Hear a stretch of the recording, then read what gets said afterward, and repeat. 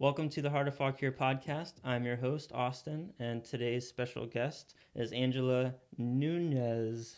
Is that how you say it? You Bowman. got it. Yes, Bowman. Nuñez. Okay. Yeah. Okay. I know there's the The N tilde, yeah. instead of just N, Good so I had to job. make sure I got it right. You got it. Nailed it. Those 2 years of Spanish. But yes, Angela is our special guest today. But before we get into our conversation too much, I do want to thank our sponsor for today, which is Ace Handyman Services, Tri-County Nova. The owner is Chris Lakovic, and I know him through the Chamber and some other community things. He's a really great guy, cares about his work a lot. And they cover Fauquier, Stafford, and southern Prince William counties, and they're your trusted ally for everything home. They specialize in the smaller jobs that other companies don't want to tackle, and all their work comes with a 1-year guarantee, which is huge. They look forward to bringing helpful to your home or business, and you can find their information in the show notes as well. And definitely reach out to Chris and his team if you have that honey-do list that's been sitting there all summer and you just want to get it done before school's starting. So reach out to them. All right, so Angela is a holistic yoga teacher and wellness consultant, and among many other things, as a mom, wife, and other business stuff. So I'm excited to talk about exactly what you do and learn more about it. First of all, I'm excited to be yeah, here. thanks for being a guest. That's what I was going to pleasure. say. Thanks for having me. So, what is it that you do with yoga teaching? Is it like you have special classes, or I've seen a lot of things online where you'll be posting different lessons and whatnot. Can you kind of talk about the yoga piece of what you do? Sure. So yoga is really just a huge part of my life in that it's a lifestyle, really. And you can practice it to whatever level you want. You can do it just as physical exercise, a spiritual practice, a lifestyle. So I try to approach pretty much everything I do as a yogi, Okay. which at the heart of it really just means being aware of myself, my reactions to things, and striving to have that inner peace no matter what chaos may be happening on the surface. And then as far as offering that to other people, I offer group and private instruction. There are a couple places, a couple locations that I work with, and then I also go to people's homes and teach them there. Oh, cool. And I have a lot of content online that's just free that people can go to if they want to learn, whether it's pranayama, which is breathing exercises, or asana, which is the postures, the poses that you see. So a lot of content there that I offer. And then I also teach horse yoga, so I can go to stables in the area. I travel around the DMV. And I assume that's not having your horse like stand on their front hooves or anything like that, right? Right. What is horse yoga exactly? You want me to get into that? Yeah, if now? you can explain. Sure. Yeah, okay. I'm interested. So the word yoga means union, and the point of yoga really is to aim for and work towards that union with God, whatever that means to each individual. It's not a religion at all. So when it comes to horse yoga, I really like to think of it as union between the human partner and the equine partner. And if the student is a spiritual person, because I am, in case you can't tell, then a union with the divine, whatever that means for them. And to me, horses are quite spiritual beings. They've helped me a lot on my own spiritual journey. But I don't necessarily have to bring that into the class if a student is not interested in that aspect. I really tailor the class to the student and the horse's personal needs and goals. So with horse yoga, there are a couple different ways to do it. The human student, can just be on the ground doing poses and breath work and meditation without being mounted on the horse, and just kind of have the horse around and see how he or she responds to that kind of energy of doing yoga nearby. And then the other way, which is super fun, is to do mounted yoga where the horse is your equine partner. So it's kind of a mix between partner yoga and acro yoga, depending on which poses the student is comfortable doing. And I've had some students where all we do is breathe. We just do pranayama and whether that's all that they are comfortable with, or maybe that's what the horse needs that day, or, depending on if it's like for example, a rescue horse that may have some trauma, or is not necessarily as used to kind of weird things going on its back. So that can be it. It can just be sitting and breathing and seeing how the horse responds to that. Or if it is a horse who is more comfortable with movement on top of its back, then I start with pretty simple seated poses. I actually start with pranayama still. I start with breath work and some meditation just to help both the human and the horse get into a good headspace, to get into that parasympathetic nervous system, and just make sure everyone's relaxed before we start moving. So then I will start with seated poses, and then from there it really just depends on what the student is comfortable with. If they want to start to get up on hands and knees, or even into downward facing dog or standing poses, arm balances, things like that. Okay, got it. So, from the very, very beginner that's not sure about things, that maybe starts with just breathing and stuff, can start, or someone that's already really into yoga and wants to incorporate their horses with it, anything in between is yes. I've had people who had never been on a horse but had done yoga, or maybe the other way around. They were horse people but not yogis, and I've had every kind of student in between. It's really appropriate for everyone, regardless of their experience with yoga or horses. It can be tailored to their experience level and their needs. What kind of impacts have you seen from horse yoga more specifically? Like, have you seen horses kind of develop and change because of, doing horse yoga for a while? Or do you see different changes with the relationship with the person and the horse if they, are together, if the person owns the horse and everything? Yeah, for sure. So when you look at the horse world, and this is certainly a generalization, and there are people who are starting to, like me, see horses more as sentient spiritual beings. But in general, horses are asked to perform when we interact with them, right? When the rider interacts with them, we're asking them to perform certain movements, to perform in certain competitions or shows. And I'm not saying there's necessarily anything wrong with that. There certainly can be, depending on how someone is treating the horse. But I think in and of itself, it's not wrong to ask that of horses, as long as it's being done, in a respectful way. However, with horse yoga, what's really neat is that we're not asking the horse to do anything. And I don't even, quote unquote, force the horse to stand still. If the horse needs to move at any point, I always allow the horse to do so, because especially once someone does start doing the mounted yoga, there can be moments where either the student and or the horse is processing and releasing things, whether it's stored emotion or stored trauma, because all living things, and I think especially humans, and since I know horses really, really well, I know horses do this too, we store things in our body until we are ready to process them and really feel them, and then release them and grow and move on. And just normal yoga on a mat is a great way to help that process along and really heal and continue to evolve. And when you start doing horse yoga, you're doing that for yourself as the horse yoga student. And then you're also helping the horse to do that, because you're putting pressure on different points on the horse's body, various muscles and various energy centers that make it possible for the horse to release and process things that they may be holding on to as well.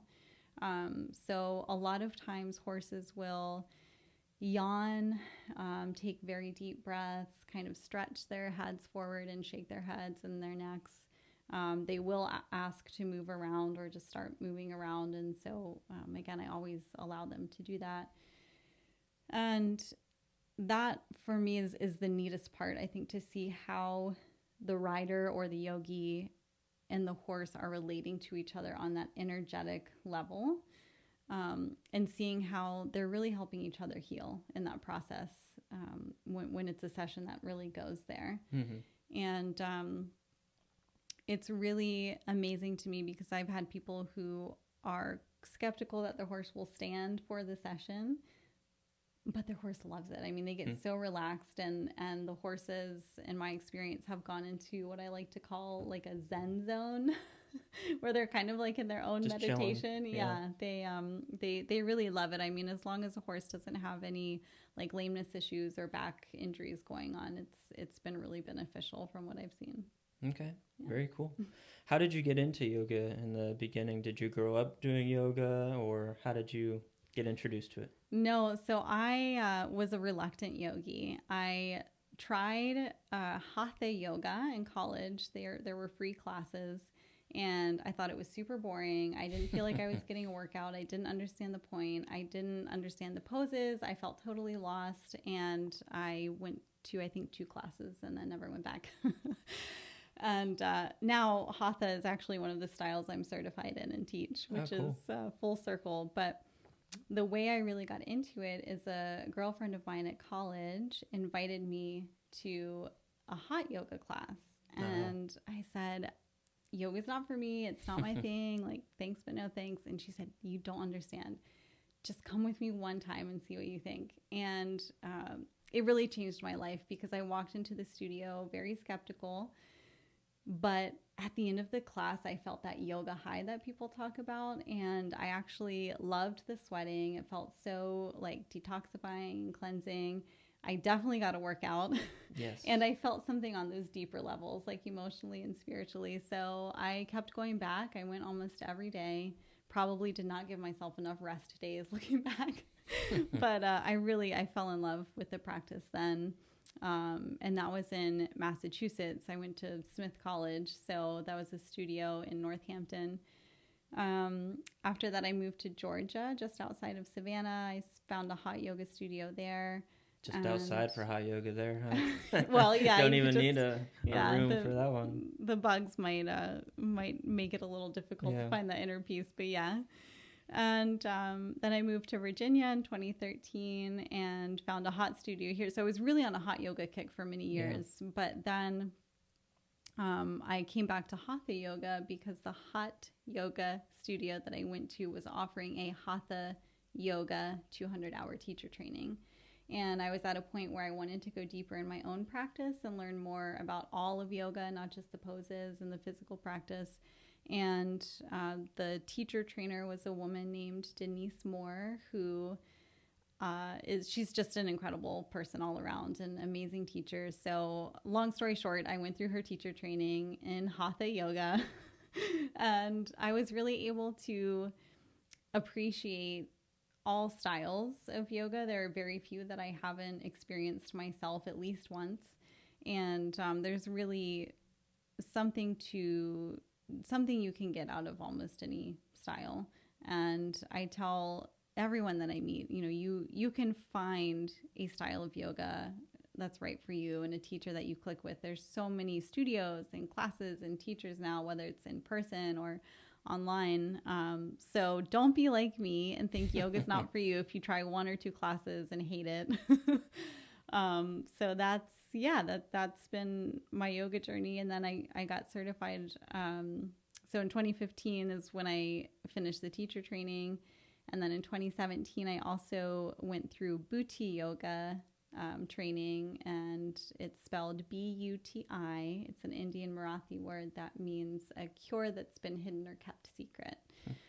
So Bhuti yoga is super fun. It's practiced to music.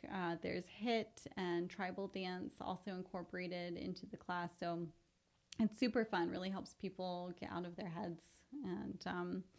And then makes me think of Zumba or something. It's kind of like the Zumba version of yoga. Yeah. Okay. So how many kinds of yoga are there then? So you've mentioned like 3 or 4 of them. Are there a ton of them? I don't know. Okay. How many are you certified to teach? Well, so 2, okay. Bhuti and Hatha. Okay. So when I started doing horse yoga, there was no one else that I was aware of. Around the same time, I think some other people in different parts of the country and the world actually, I think, started to play around with it, but I was definitely among the first. So I had no frame of reference. There were no certifications or trainings for horse yoga. So I was totally winging it and just seeing what my own horse liked and, figured a lot out before I felt comfortable teaching it.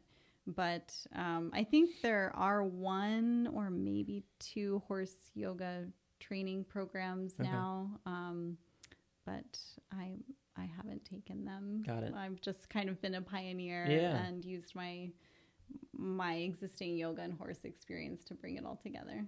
So that's pretty cool that you came up with something like that on your own, not because you saw a bunch of other people successfully doing it or whatever, but you kind of came up with it on your own, at the same time as I guess some other people came up with it on their own, but that's pretty neat. Yeah. Well, so. Yeah, it was a fun adventure. Yeah, cool. So was yoga teaching your first entrepreneurial endeavor, or have you done other things with business? No, so getting into teaching yoga was my first entrepreneurial adventure, and I would bounce.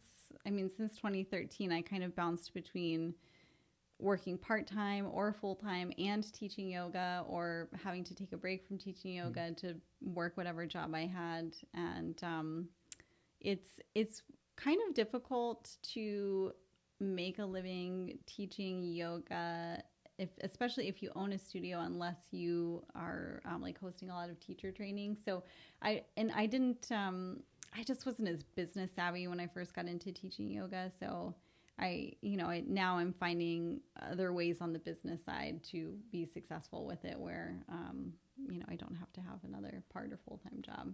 Okay. So you're able to just do your business stuff now then, right? And then so being I a have mom my yoga, right? So. Being a mom is definitely more than a full-time job. Yes. But so I have that and my yoga teaching, and then my holistic business, which is mostly online. I've done some in-person events, but that I can run from pretty much anywhere. Okay, got it. So yeah, kind of segueing into the wellness part of it. What all do you do with the wellness? I know I've seen you do some trainings like online. I've seen and different products with Thrive. I've seen stuff like that. So what all is involved with your wellness coaching? Yeah. So my patch here, this is called a DFT, and this is actually a wearable vitamin. So that's part of it. So my business is as a promoter with Lavelle, and I do have my own LLC within that. Okay. And I am still, I always like to learn and educate myself in various fields, and nutrition and holistic health and wellness is definitely one of them. So I have plans to continue my own education there to be able to also expand my offerings in that realm.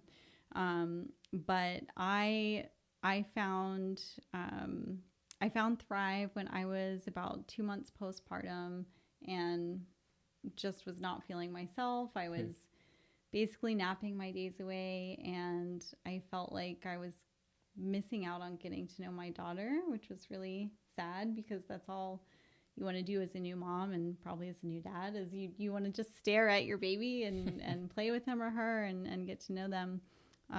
So I was really, I was just stuck in a rut that I didn't know how to get out of.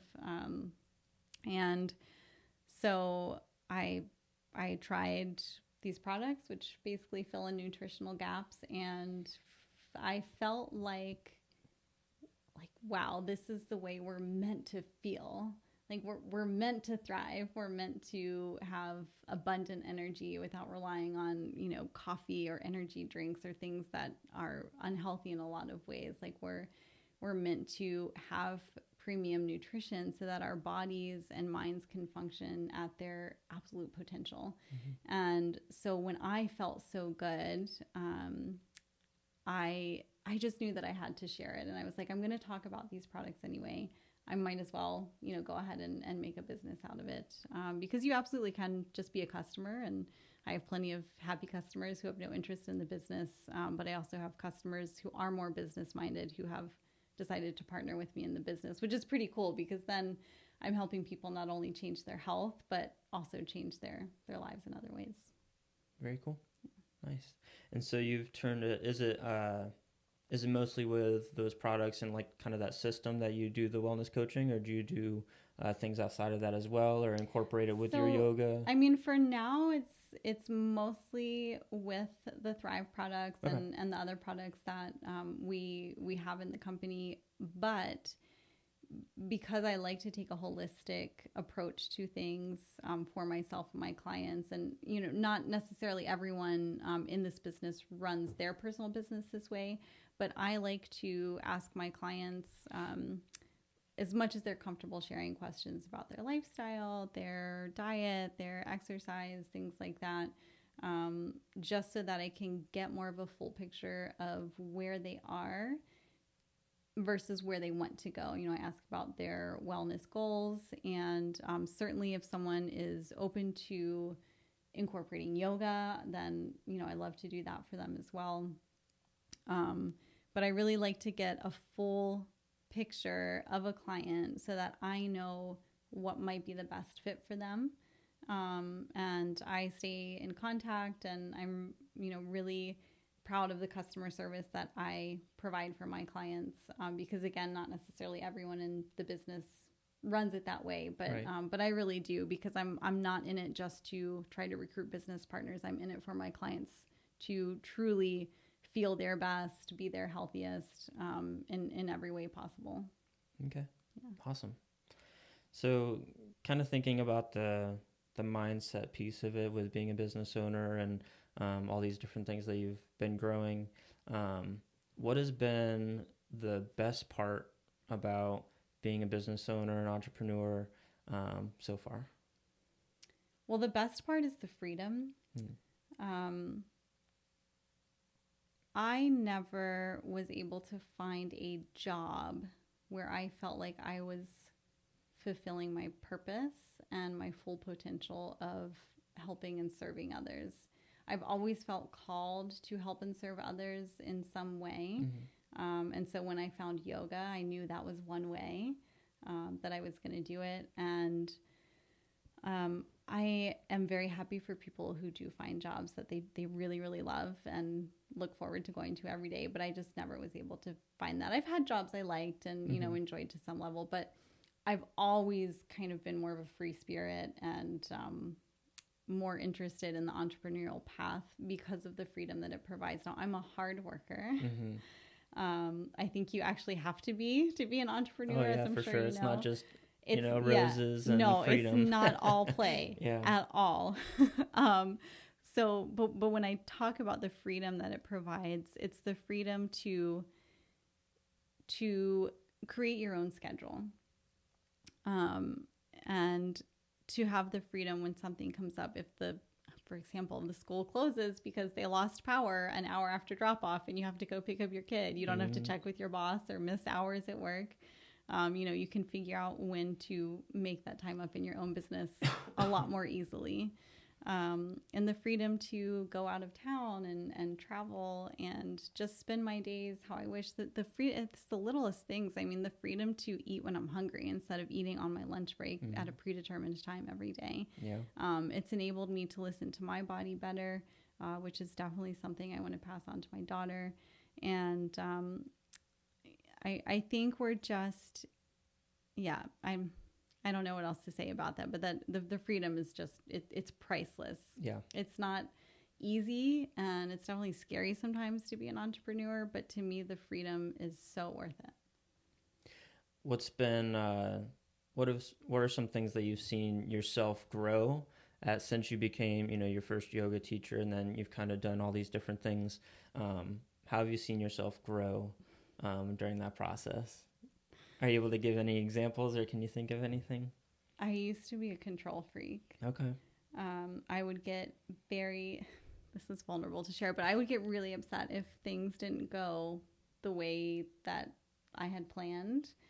And so one of the greatest gifts of yoga was helping me chill out and relinquish control, because it helped me realize that really all we have control over are our own responses to the present moment. And understanding that was super empowering. Um, it's hard to take that kind of responsibility and own your reactions sometimes, but it's a lifetime path of doing inner work Yeah. to really understand that you have a choice in each moment of how you're going to respond to whatever is happening. So that's been a huge area of growth for me. Just getting much better at going with the flow. Now, absolutely, there's value in making plans, and Oh, sure. but I think it's just when things don't go as planned, it's also really valuable to be able to roll with the punches and pivot when necessary. Yeah. And it's good that you started learning that, I guess, before you had your daughter. You Yes. said? Yeah. Yes. Because I know with us, we're kind of in the same boat with age of kids, and things don't go as planned, Right. very often at all. So, Right. like I can see both my wife and I can be, I guess control freak, because I think what you said is that can definitely be what we go towards, and it's like you gotta change things up when you're a parent too. So, and then being in business, it shows you that for sure, because things don't go as planned.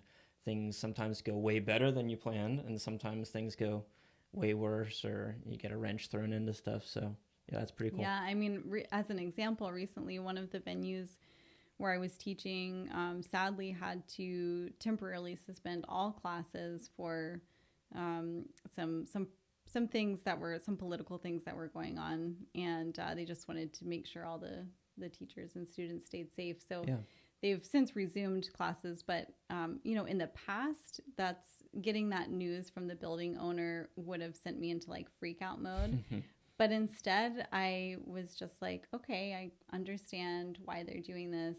What is my plan in the interim? And I came up with the plan. I found an alternate venue, and it Cool. was, it all worked out. Yeah, and sometimes it works out better, after Yeah. you move things around and change things up. So, Yes. what have been some really difficult things that you've had to overcome as a business owner, like any like hiccups in your business, or kind of similar to what you just said with closing, I guess, but has there been anything else that you've kind of had to overcome as a business owner in order to succeed? Yeah, I mean, I think anyone who goes into business for him or herself, you have to really work on any issues around money that you have, because as an entrepreneur, you don't necessarily have a steady paycheck. You have really good months, and then you have some slow months. Yeah. So that was definitely a huge opportunity for me to look at, any kind of baggage and negative thinking or lack mentality that I had. And it's really been a wonderful opportunity to recognize and change that to more of an abundance mentality, and not even just on the financial level, but in all ways, just recognizing that we live in an abundant universe. Yeah. And it's really hard because especially with my wellness business, it's very well, and with yoga too, but it's very much an energy business. And so I've just had to, I had a choice, I guess. You can stay the same and not necessarily get to where you want to go, Right. or you can take full responsibility and work towards your goals. And so I've really, since starting yoga, but then I would say even more so since starting my wellness business, really just being committed to inner work, to owning my, SHIT, and I don't know if I can cuss on this podcast, but, Yeah. and taking responsibility for all of it, and then seeing opportunities where, it might seem like a challenge at first, but really just finding ways to continue to grow and be the best that I can be, so that I can serve my clients and students in the best way that they deserve. Yeah, that's good. And I think it's cool because, as business owners, it kind of puts you like into the pressure cooker sometimes. Like you kind of have to figure it out to survive, like Yes. if you're in a job, even like a career that's good, you can kind of float by a little bit and it's not as noticed from the outside. But if you're a business owner, like, you have to figure it out or it's not going to work. And, it's on you, especially in like a smaller business like, I have and you have. So much of it depends on your personal growth and, being on your A game and changing and everything. So I think it's kind of just fun to talk about how people have changed with being a business owner. Yeah. Well, so. and excuse me, something, sorry, I had something in my throat, but something that I've realized since really, going all in on being an entrepreneur and knowing that that's my path is I don't think job security is a real thing. No, no definitely matter not. what No your way. job is, really. I mean, between the things that happened and the reasons people lost their jobs starting in 2020 to the things that are coming in the future with AI, there is no job security. No. And so, I kind of want to take a moment to say to anyone who's playing with the idea of doing their own thing and being an entrepreneur, absolutely go for it. Yeah. Like, don't let job security fear, or illusions hold you back. Like, just go for it. Yeah, absolutely. I agree 100%. And I mean, honestly, some people maybe aren't made to be entrepreneurs and that's fine too. No, but, not everyone but is, if you and that's are, okay. I mean, it drives you crazy sometimes thinking about your business ideas and then you don't do them. It kills you on the inside. So if you have the ideas, you got to try it. The worst thing that can happen is you mess up and you you learn. go back. Yeah, you either try something else or you go back to whatever career you were, pursuing, and that's fine. Mm-hmm. But at least you tried it. Right.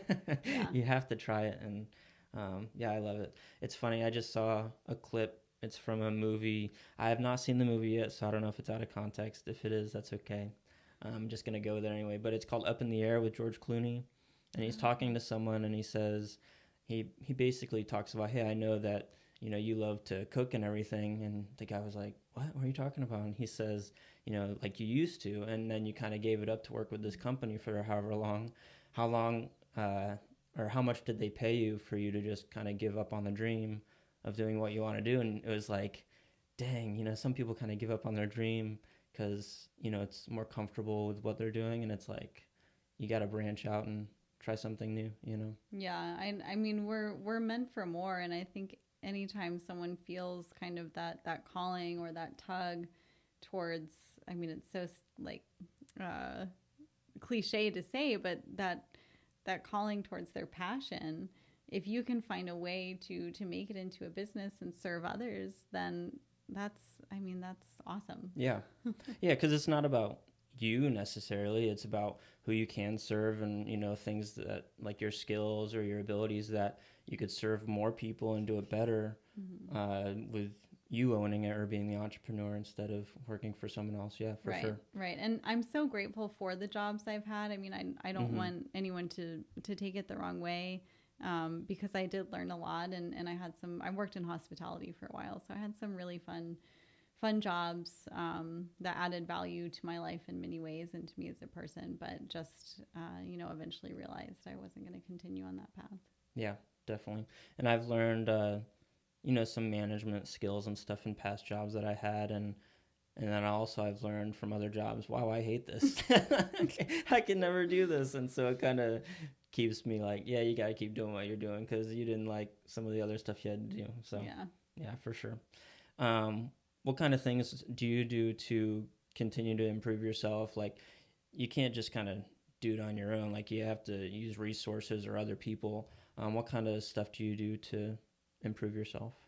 Absolutely. Well, I'm very thankful to have family to lean on. I have to shout out my mom because she helps with my daughter a lot. I recently started doing CrossFit. Okay. And it's super fun. And I think it's also making me a better yoga teacher, just learning more about the body and different kinds of movements. So I'm really excited to keep learning in that way.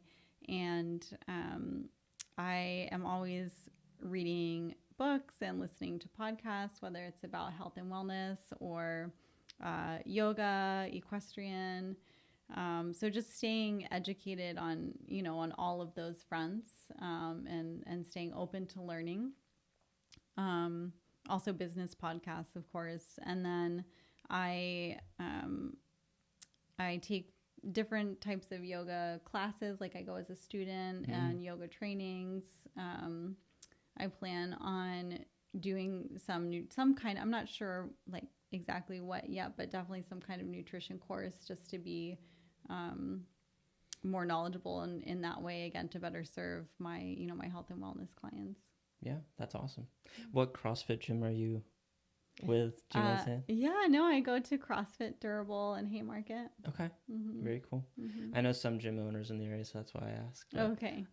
The Jenkins I know over at Vin Hill, but I haven't been to that one. Yeah, there's quite a few gyms, and I've only heard good about any of them. So, awesome. So, is there anything that I haven't touched on that you want to make sure the audience hears about what you do? I think we covered it all. I mean, I guess I would just say if anyone is curious to learn more about any of my offerings, whether it's yoga or health and wellness stuff, or just wants to say hi, the best place to find me is Instagram. I'm Horse Yoga Girl with an underscore in between each word. So awesome, cool. And any websites for people to go? Is Instagram your main thing that you kind of keep up with? I have a link tree. I also have it on my Facebook. I'm Angela Nuñez-Bowman on Facebook, and I'm on TikTok as Horse Yoga Girl as well. Okay. So awesome. And YouTube. So there are a few other things. Yeah. Cool. But Instagram's a big one to get in touch with you, and that's probably the easiest. Schedule classes or ask more questions. Right. Is the big thing. So awesome. Well, thank you so much for being here today and sharing some about your story and what you offer people. Yeah, thank you for having me on. I really appreciate it. Yeah, so go ahead and follow her. Reach out if you have any questions about any of what we talked about, and we will see you guys next time.